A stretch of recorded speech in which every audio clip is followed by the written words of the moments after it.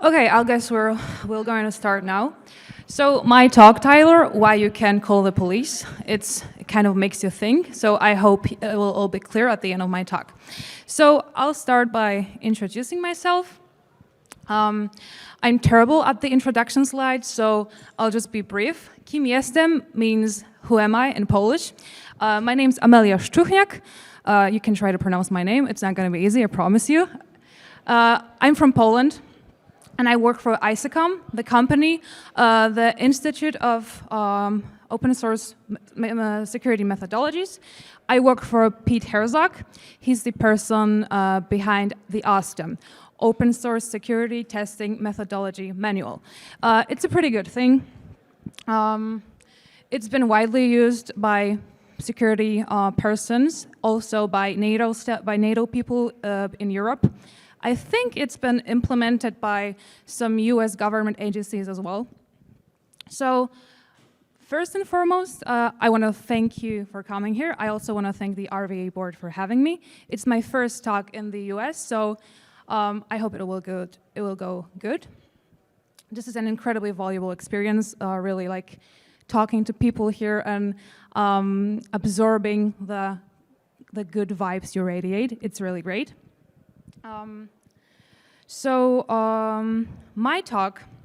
My storytelling is based on real cases that we've worked on. Me and my team, we worked on them. It's all real, it all happened. Obviously for privacy reasons, I'm not going to be showing your real names.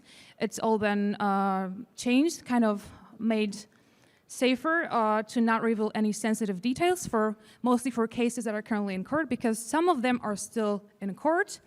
Also, obviously, we don't want to disclose our clients. So my talk is going to be divided in like 4 main parts. First part is the introduction, like general overview. Then we are going to talk about a case, NFT theft case study. And this is going to have like 3 subparts. So first, on-chain investigation. On-chain stands for on blockchain investigation, because this is going to be a case about blockchain. The second subpart, on-chain investigation, but like deeper analysis, because the first thing is to analyze the stuff that happened on the blockchain. The second thing is kind of make sense out of it. And the third subpart is off-chain investigation. So simple, maybe not simple, but an OSINT work. Then we're going to talk about data collection techniques and its nuances, because obviously if we find some evidence, we want to collect it, and we need to collect it in a way that will be presentable in the court, because that's what all the fuss is about. We're also going to talk about some technology that we utilize for data collection. And then finally, a short wrap-up. Disclaimer. I know AI is a hot topic. I will be talking about AI. NFT kind of started to fade, so I'll be throwing in a couple of reminders to make sure everyone understands what I'm talking about. So to start off, we all know how much information is surrounding us, especially in the social media. There's so much of it that we can quickly become overwhelmed. And there's place for many people in the social media. So recently, actually not recently, last year we were working on a case for a client who has been defamed in the social media. And it wasn't just a single tweet, it was a large scale. So there was this network of troll accounts that would post defaming content, like photos, videos, texts, that kind of stuff, or links to articles. And not only they were posting it on Twitter, Instagram, Facebook, and other social media platforms, they were also posting it on on a weird, lesser known social media platform, very specific for a certain country. So the thing about this was that they reposted the content so many times, they cross-posted accounts, there was so much of it, there was so much information that it was hard to process. And it all had to be collected for court evidence purposes. Not only we had to collect it, but also it was essential to be able to tie the information to its source. Again, all for court. So that was the work that we were doing for a law firm, US law firm. We worked for them, so they needed all the evidence to be presentable in court.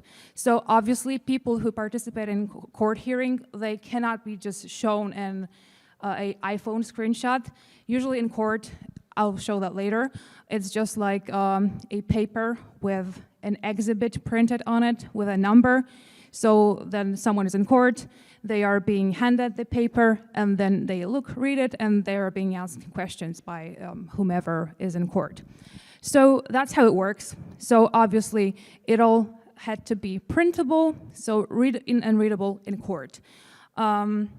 So for instance, if a single frame of a video that contains some defaming was to be a piece of evidence, it would have to be first captured, then the timestamp in the source video would have to be identified, either for court purposes or to be sent for translation or transcription, and then the video itself would have to be downloaded in native format. The video would not necessarily be shown or played in court, but the excerpt of it, the screenshot would, and it would be printed. So we can clearly see that there are a lot of steps involved in the process, and there's rules to that. By the way, that's just the tip of the iceberg. It's just our work. There's also the law firm work behind it. So to start off my case study, I'm gonna briefly talk about NFTs. So we have a relatively small team, and apart from good old security things like pen tests, like consulting, we also try to do some cutting edge stuff. We've been working with AI for quite some time, and our investigative work started with the law firm coming to us with some blockchain investigation to be done. We've worked on a couple of cases. We were successful, but they weren't like major, they were minor. One of our bigger cases was kind of independent from the law firm. It was obviously done, then it was piped to a law firm and it was in court, but our client came to us. Actually, we worked with him quite a while ago.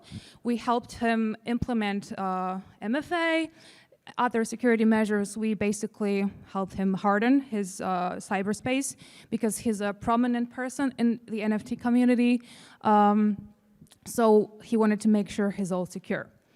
So for NFTs, NFT stands for non-fungible token. I'm sure you know what that is. So it's, as a quick reminder, it's a media. It can be a picture, video, audio that is deployed on the blockchain.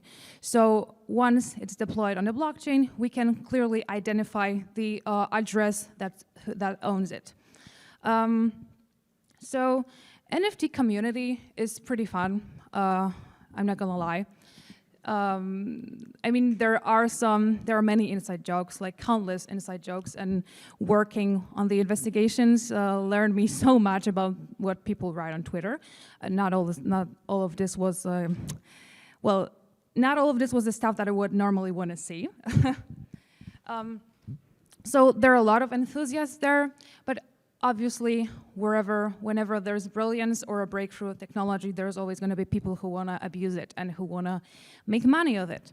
So countless NFT projects were so-called pump and dump or rug pull schemes, which basically means that someone would start an NFT collection, try to swallow up as much money as possible, and then disappear.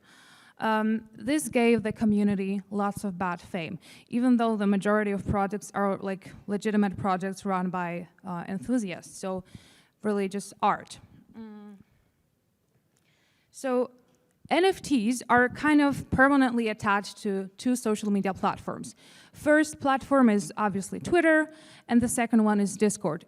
Basically, any NFT collection will always have a Discord channel that's related to it. That's where the community stuff happens. We've been leveraging that in basically all investigations. Sometimes someone who would be anonymous on Twitter would be more open on Discord and would give us some personal information, something that made it possible for us to identify that person. So to be able to acquire an NFT, some money investment is typically necessary. So if a collection founder also decides to deploy a token attached to it, like, for example, the immensely successful Bored Ape Yacht Club collection, they had their NFT collection, but they also had a token, a crypto asset that was kind of attached in the ecosystem. So that made a completely new sort of independent financial ecosystem. So to be able to acquire an NFT, you have to pay. If you buy it from someone else, you obviously have to pay. If you mint it, you also typically have to pay. So minting an NFT is a process of generating an NFT, deploying it on the blockchain. As I've mentioned, there's various kind of media that can be an NFT: image, video, audio, GIFs, whatever, you name it, it's probably doable. So each act of minting an NFT will require the involvement of smart contracts. Smart contracts are basically short scripts written in Solidity language, and they are automating the process of either the purchase or transferring of a crypto asset, whether it be NFT or a token. So even if we use a third-party service, there's always a smart contract behind it. So yeah, smart contract, keep that in mind, and that's where the fun begins. So the theft. Our client, whom we've helped to harden his cyberspace, came to us one day and told us that he's been robbed. So he's been robbed of 4 NFT tokens, and if I remember correctly, 4 ETH tokens, like the cryptocurrency. So we knew him, we helped him, and we were pretty sure he was aware of security, his own security. He knew what to do and what not to do. He knew that he wasn't supposed to click phishing emails. We all know, I mean, I'm sure we all know we shouldn't click any weird links, we shouldn't open any weird messages. He knew that. He was also sure, he assured us that he didn't click anything. There was nothing wrong, there was nothing weird. It just disappeared. Well, it sounded weird, but we kind of trusted him. We trusted that he would have been able to notice that he clicked something. So you probably know that the blockchain is kind of transparent in a sense that if there's any transaction, you can always trace it to its very beginning. But the problem is associating the address that did a transaction with a real person, because oftentimes people in the NFT or crypto community in general, they will be some so-called pseudonymous people. Like they will have an internet identity, they will just post under it, but they won't ever give out their real name or anything else. So this is really, that's the most important part here. But because if we see an address, it basically tells us nothing, and obviously it gives nothing for court if we're not able to tie it with a real person. So, by the way, this case actually made the headlines, but I won't tell you who it was for obvious reasons. So, the first part, our client gave us his address, he told us which NFTs got stolen. So the first part for us was to assess what happened on the blockchain. What exactly happened, what was stolen, where was it transferred, blah, blah, blah, so on and so forth. So, first thing we've realized is that, I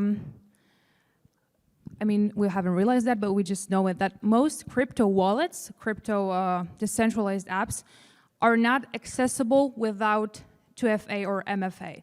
they usually make their users implement that. So you cannot log into your MetaMask or whatever without giving your one-use token or something else that you set. So this made us think, because if he was robbed, then what happened? If there was no message, nothing, no notification, because he would obviously probably would have been notified by OpenSea or by other vendor, or he would have been noticed that someone got into his account from a different computer, whatever. There's those security measures are in place. So that got us thinking. So we started the analysis. As I mentioned, he got robbed of 4 NFT assets and 4 ETH tokens. So let's focus for a moment on each of those items. So starting from the bottom, this is the first NFT. The first line from the bottom is indicates it's a beginning. So because that's how Etherscan shows information. It shows the newest at the top. So the first column is the transaction ID. The second one is the method used to complete the transaction. The third one is the timestamp. The fourth one is the from field, so from which account or address the transaction was fulfilled. And the last column is to, so what was the recipient. So we can see, starting from the bottom, that some asset was transferred from a certain account to another account. So the blurred out account is our client, and the account that was transferred to is a so-called burner wallet. So burner wallet is basically a term that's used to describe a wallet, and a Ethereum wallet that's used just for transfer purpose. So like if you, let's say you want to do some money laundering on the blockchain, you typically would send your funds, you could typically transfer it via multiple wallets, so it gets mixed in and it's harder to trace its origins. So burner wallets are obviously not only used for money laundering, they're also used to transfer the items from the owner's wallet to a so-called cold storage wallet. This is typically the mostly hardened, the most secure wallet that a NFT collector will have. They will store their most important assets there. It's very secure, so it's harder to hack it. Unfortunately, our client didn't use such a wallet. He used his wallet for all activities. So he stored his assets there, and he also used it for active trades of NFTs. So the item went from our client to a burner wallet. And then from burner wallet to, I believe it was an NFT exchange. So as you can see, the method in the on the very last line was safe transfer from. Keep that in mind. The method of transfer is basically the name of the method that's used in the smart contracts. It indicates what kind of a method program was in the programming, was in the smart contract in the script. The middle one, fulfill basic order, indicates that this NFT was in fact sold.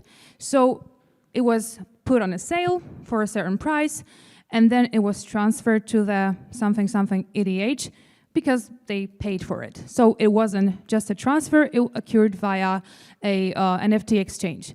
So the first row, it just indicates that it went from, that the person who bought it, they transported it to their wallet. I believe it was another burner wallet, so another wallet that's just used as a proxy. The second NFT, oh no, not yet, the funds from sale. We've been able to identify the funds that went out of one of the accounts.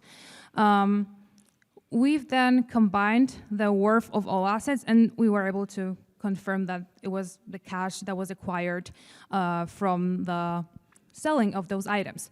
So we've noticed that the funds from sale were transferred from, say, 9A to another burner wallet.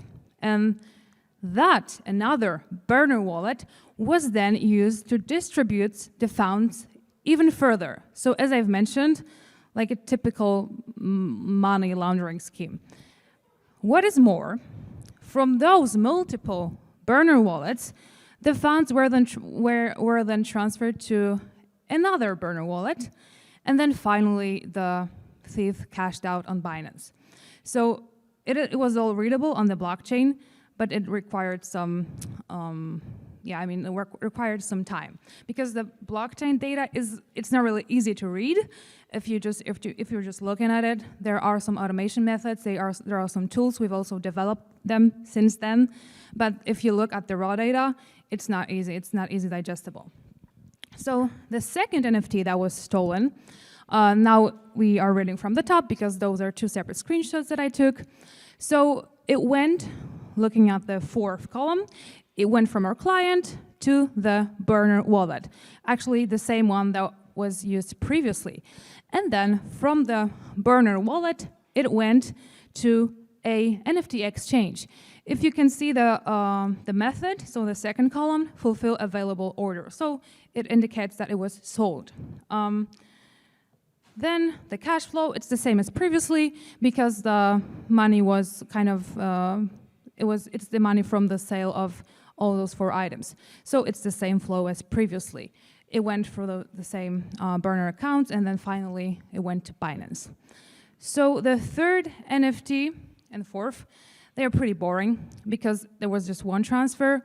The third NFT went from our client to another burner wallet. And at the time that I made those slides, this address still held the item. Fourth NFT. This was our golden ticket, essentially, because this item went from our client to another wallet. And this wallet didn't have just the address, it had a username, or should I say domain name attached to it. So I'm gonna talk about it in a moment, but basically everything ending at EDH in the blockchain world, it stands for a domain name. So blockchain has its own domain types, it's called ENS, and those are basically domains that are registered and deployed on blockchain, so they are decentralized. People typically either create them to reflect their usernames, or they just buy it and make their new identity, or just collect them, it depends. So this is the analysis of the cash flow, if I may, or the stolen assets. Now we are going to talk about theft methods that are available, that are possible on the blockchain. So as I've mentioned, we knew that our client was pretty secure because we helped them. We knew that he wouldn't click on anything, and we trusted him, that he would have told us. Even if he was ashamed, he would have told us, because I believe those items at the time were worth about $100,000, so it was a small fortune. Right now, since the Ethereum ETH value dropped, they are worth about 25,000 K, I think, $25,000, I think so. So we were thinking about it, and we figured that, well, since he didn't click anything, since the items were transferred to another account, they weren't immediately sold. Because if someone got into his account, they would probably sell it immediately and cash out and then disappear. So we figured that if the items weren't immediately sold, maybe something malicious was involved, a malicious smart contract. So people are not logging everything they're clicking onto, and if you're buying and trading huge amounts of NFTs or crypto assets, there's a chance that you're just buy something and not notice information that wouldn't be obvious at the first glance. So smart contracts could easily be programmed to pick most expensive asset that someone owns and transfer them somewhere else. So let's move on to part 2 of the investigation, still on chain, but we are now going to look at theft methods. smart contracts. As I've mentioned, decentralized apps, there are two ways that they can look at the funds of the user.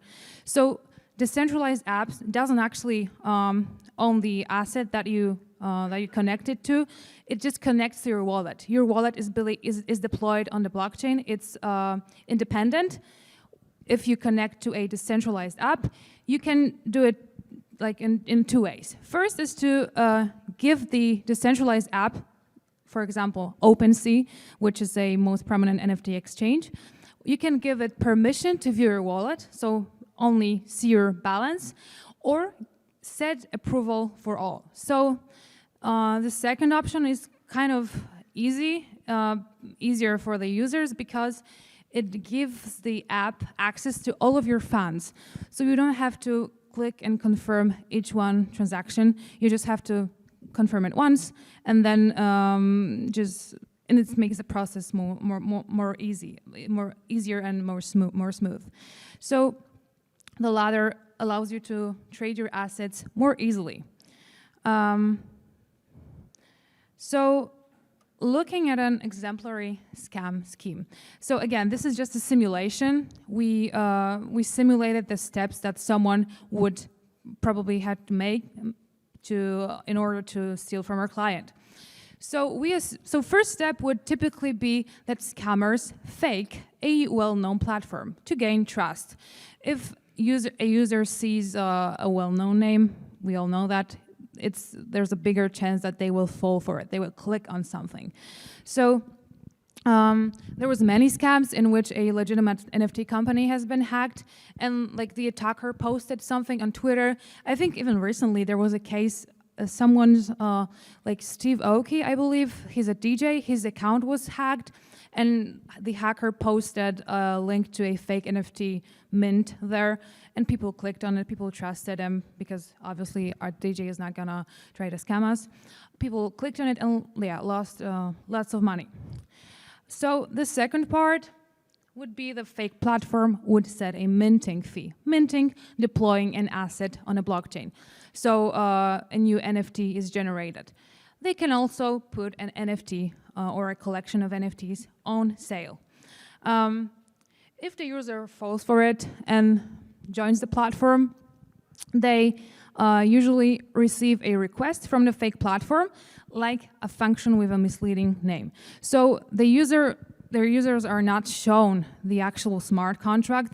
They are just being shown like a summary of what they're clicking at, because no one will review like a bunch of lines of code.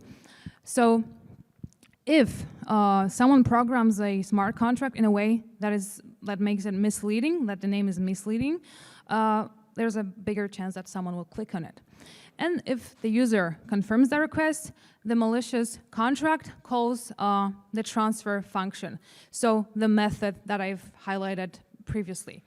And the fifth step is details of the transaction are specified by the DApp, then the transaction is populated and validated on the blockchain, and then finally smart contract is executed, and the transaction is finalized. So those are the steps, like examples of a scam scheme. That was probably what happened. So the functions that I've mentioned, transfers on the Ethereum network blockchain usually occur via two functions, two methods. First is transfer from, which takes 3 arguments. First, the address of the sender, address of the recipient, and the amount of funds that are being transferred. The second one is safe transfer from. Basically, it takes the same arguments, but what it does differently is it throws on failure if the recipient doesn't doesn't return a specific value. So basically, it performs an additional security check. So those are the 2 functions that are being utilized most often. So let's now look at an example of a contract that was designed in a way to mimic an actual legitimate NFT collection. So the first 4 lines are just programming stuff that is essential for a blockchain to be able to run it. And then there's the actual malicious function that I'm going to talk about in a moment. Then, and then at the end, from the line 18, there's also a bunch of stuff that's needed for the contract to be properly executed. So now, so this is an example of a smart contract. It's the entire thing. It's 26 lines, not much, but it can do bad things. So now let's look at the malicious part. So at the top, the malicious contract is declared, and it inherits some components from the library that the blockchain is utilizing. So let's assume that the malicious contract is for presentation purposes. Like in real life, this would be a name that would mimic something like, I don't know, Cool Dogs NFT or whatever. So the contract instance is stored in a private state variable, and the variable holds the name of the legitimate contract that the malicious contract will interact with. So then again, the constructor will be executed when the contract is deployed and takes the address of the legitimate NFT collection as an argument, just to mislead people. And then it assigns the address to the legitimate collection contract variable. So the last part, the function send reward, this is what all the fuss is about. So this function interacts with the safe transfer from method. So basically what it does is it calls the safe transfer from function of the legitimate contracts. It has two parameters. It has the address that's the funds are being transferred to, and the ID of the token that's being transferred. And this, again, this contract, this calls the safe transfer from function of the legitimate contract. This is an example of what could have been done. We've analyzed the smart contract that was used to transfer the funds, and actually this is pretty close to what happened really. So again, this is just programming, but not all people know it well, understand it well, so it can be easily leveraged to steal money from people. So the next part, off-chain investigation. We've examined the cash flow, so now we could start trying to discover the real identity of the person who stole the assets. So remember, all the stuff that we did is OSINT. It's available for everyone. It's public, so nothing illegal here, no spyware, nothing like that. So OSINT is basically about searching stuff, about using right search operators, using the right sources, leveraging the information, the pieces of information, the pieces of the puzzle that we found to build a whole picture of things. So basically, we start each of our investigations from a simple Google or other search engine search. It can give us so many information. So in this case, as I've mentioned, the fourth NFT was transferred to an address. Let's assume this is the address that the NFT was transferred to, XYZ-EDH. So when we had a name that was tied to the account, we ran a search for it. Basic Google search, and Twitter too, I believe. What we found was that someone actually included that address in their Twitter bio. So yeah, it was pretty easy. So this is the person, and not only that, but they've also, they didn't include it in their Twitter bio, they use it as their username, so even easier. What is more, in their Twitter bio, there were two domains. They were bragging about, I don't know why, but it was there. So the first one is actually a regular domain that we all know, and the second one was the blockchain domain, like the decentralized stuff.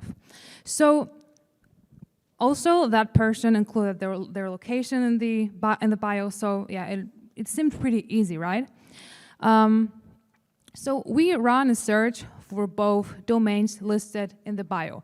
Obviously, we started from the one, from the regular domain. We ran a search for it in a historical DNS record database. It's incredibly useful.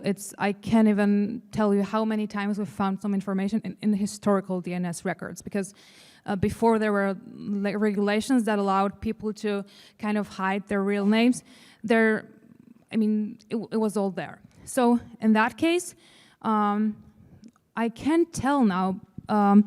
No, it wasn't historical. It was recent. So that person registered the domain name that was included in the Twitter bio using their real name and their real email. I mean, at that moment, we weren't sure yet if this was real data, but we kind of assumed it was, because obviously we're not always sure that the stuff that we find on someone is real. We always have to validate it. So we had a name that we thought would be the right name. So we proceeded with a search. We searched for that person's name and additionally location, because they provided it, so why not give it a go? What we found was, a clinic, a web page of a medical clinic located in the LA area. So the surname aligned with what we found previously.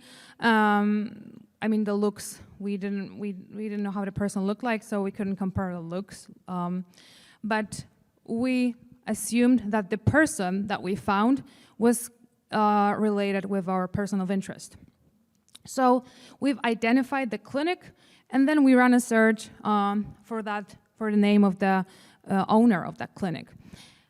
We were using some open source databases that are there. We were able to find another correlation. We were able to, we were able to find another name. And then we leveraged that name, and we've actually found a woman who turned out to be the mother of our suspect, of the person of interest. We found her public posts on social media, and we were able to confirm that that woman was related with the person who owned the medical clinic. So again, two puzzles connected, but we still needed to find the last puzzle, kind of to connect those people together. So we ran another search. We've actually, in the meantime, we ran another search for the name of the person who registered the DNS. And then we found out something interesting that wasn't there at first. We found out that the person that registered the anonymous domain, they also registered domain that was related to this medical clinic. So, okay, we knew that they were kind of connected, that they were related somehow, but we still didn't know the name, the real name. I mean, we knew the name, but we haven't found any profile or anything about the guy that actually, about the thief. So we performed a more thorough search in social media, and we finally found I believe it was a post in which our guy that we were after was tagged in. And it all came together. The name was right. We got the name right. So now we could leverage the name that we acquired and search for this guy in particular across social media, across Google and stuff. We had the name. So we have found his Twitter account. But as you can see at the top, it wasn't live. We found it in Web Archive. Sometimes it's worth giving it a go. Even if the account is not live, it's worth using typical nicknames that could have been made from last name and name. For instance, mine would be A. Szczuchniak, so the initial of my name and my last name. So we sometimes use this. If we cannot find any information on someone, we will do anything to try to identify them. So we found his archived version of his Twitter profile that confirmed his data that we found so far. And also the link in the bio was the website that we found the DNS records for. So again, next puzzle, it was all coming together. We also found out how he looked like. So then we sent this data to the law firm. and they were able to confirm it, like confirm that this person really exists, they live there, and there. So we had the suspect. We then filed a report, and our client went to a law firm, and they kind of leveraged it further. So this is about the investigation part itself. Now, data collection. The most important term for this part is the chain of custody. So we can say that chain of custody bonds the part of the process together, but it surely provides the direction. So we collect things for court purposes, so it needs to have metadata. So chain of custody, as cited from NIST, process that tracks the movement of evidence through its collection, safeguarding, blah, blah, blah, so on and so forth. Long definition. Another one, even longer. But what it comes to is essentially chain of custody means that the court must be able to kind of know where the evidence was obtained and who secured it and who had control of it. They must be able to tie each piece of evidence to each person that handled it and to each person that collected it. So, as I've mentioned at the beginning, in the court, people are not being shown an iPhone screenshot. They are being shown a piece of paper with stuff printed on it. So this is an example from an actual court exhibit that was available online. So as you can tell, there's the case number, there's the ID, so it's all data for the court to kind of be able to identify the document itself. There's also the exhibit number. This number will be different depending on the hearing, which hearing is that, and so on and so forth. So it's not really important in that case. So this is just a simulation, by the way. So it's not a real. This one is not a real example, but it's how it would look like. So for the metadata part, we have a screenshot of a website. Then at the top, there's the page number. Sometimes the website is quite long, so the screenshot won't be, so we won't be able to fit all the content on one screenshot, so there's multiple pages. Then the title of the website, then the URL of the website, the capture that was, the time that it was captured on, and the browser agent, some basic info for the court to make it court admissible. So yeah, in this case, we have clear information. I'm not going to talk about the fact that it could be faked, but I mean, it's the responsibility of the lawyers. They have to find people that they can trust, that they will document everything properly.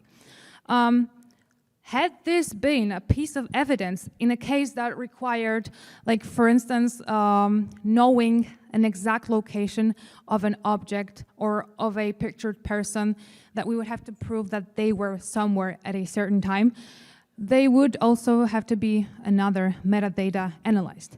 Like, for instance, this is a picture that I took in Prague, and yeah, if it hasn't been sanitized, it would have lots of metadata. So I'm just gonna go through 3 slides. This is like those 3 slides. It's just the metadata from this one picture. So apart from like photographic stuff, lens information, the width, height, and so on and so forth, it also contains GPS data. So see, if this was a case, if I had to prove that someone was somewhere at a certain time, this data would be helpful and would be essential for the court. But most court cases don't require that much info, at least most court cases that we were working on. So now we know what the chain of custody looks like in practice. What if this all had to be done at a mass scale? As I've mentioned at the beginning, we used to have a campaign for a client. We had to collect massive amounts of data, and it all had to contain the metadata, as I've shown on the RVAsec example. All those informations, but like thousands of posts, if not tens of thousands. So we have, over the span of 3 months, we have captured, let me look at that again. Yep, we have captured over 9 terabytes of evidence. So it wasn't only just screenshots. We also captured like live streams. So that's what a typical directory on our capturing server would look like. At the top is the JSON metadata, so like the metadata from a website that was scraped from. Then this is a capturing of a live stream that was streamed by someone. So there's the full video. Then the PDF and the PNG at the bottom, those are screenshots. Lawyers usually need PDF to be able to print it for court, but we were providing PNGs just in case. So in this case, there's a live stream. So for live streams, to be able to capture them in their native format, so again, for court admission purposes, we would have to grab them chunk by chunk, essentially. So we would have to send requests to the server one by one to grab each chunk. And here it's like each chunk has like approximately 3 megabytes. So first we would capture all those chunks and then we would store it on the server, but we would also have to convert it so it's viewable by either the lawyers or by us. So as you can see, there's lots of factors involved. So blockchain sort of makes the metadata part easier because data of each transaction made on the blockchain stays there forever, right? But we still have to properly capture it for a transaction. Each screenshot has to have metadata. So that's what we use, that's what AI is helping us with. So we strive to be trendy. That's the only reason why we are using AI in our technology. But we use it in the majority of our tools. So the Matcher, it's our name for a tool. It basically allows you to process a ton of data and a list of a ton of things at ridiculous speed, so like 1 million records per second. So it uses algorithms, so it's really fast, it's really good. Obviously, there are hardware limitations. The better is your hardware, the better your results. Our tools are algorithmic, so they're still pretty fast, even on a slow hardware. Like we have been using those tools for checking documents for a presence of credit card or personal numbers, like in pen tests or audits or compliance audits, that kind of stuff. We use our AI to be able to provide basically security for a client. Because if we are able to analyze the context and extract key phrases from documents or from the stuff that we collect or from stuff that our clients send us, we can anonymize it. So the result is a data that has no context. So it's not within a context of anything. So we can safely pipe it to, say, OpenAI while maintaining privacy. So we can utilize powerful tools like OpenAI, but not feeding them even a bit of client data. So yeah, we use AI for many purposes like transcription, videos. We can do it at fast pace. We also have our own tools like VPNs, because to be able to scrape websites, we have to kind of circulate through many proxies or VPN points.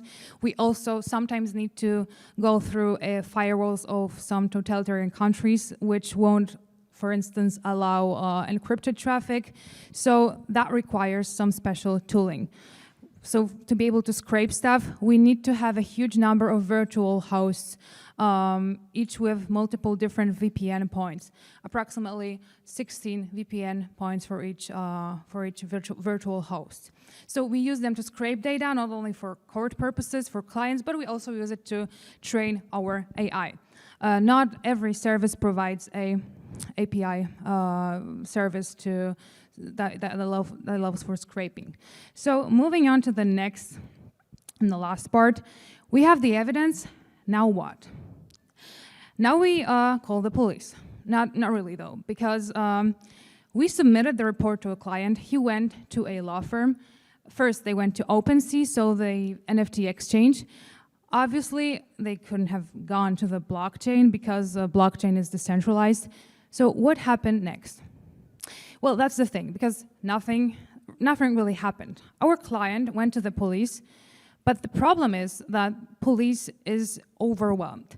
OpenSea states on their website that while they cannot prevent, they can prevent users' items from being moved on OpenSea, they cannot control the stuff that happens on the blockchain. So OpenSea or the NFT exchanges won't help people.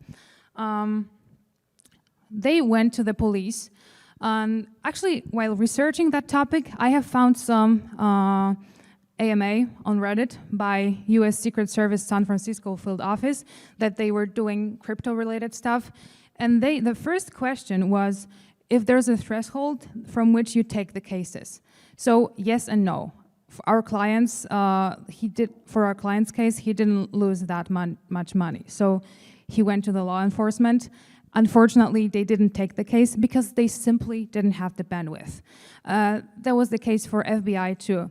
FBI and Secret Service obviously will not accept the cases because they don't have the bandwidth. So in most cases, the government agencies and the law enforcement won't be able to help. So here we go again. That's the unending circle. Human made a mistake, they lost money, and they are unable to recover it. So no surprise that it's often said that humans are the weakest link of cybersecurity chain, I guess. So this is a topic for a whole new talk or even a conference. So I'm just going to say that it is essential to educate people to spread cybersecurity awareness, and that's also what we are trying to do. So yeah, this case study could have taken much longer, but I hope you enjoyed my talk, and thank you for being here. Thank you for coming here. Yeah, and that's all from me. Now go enjoy your casino night. Thank you very much.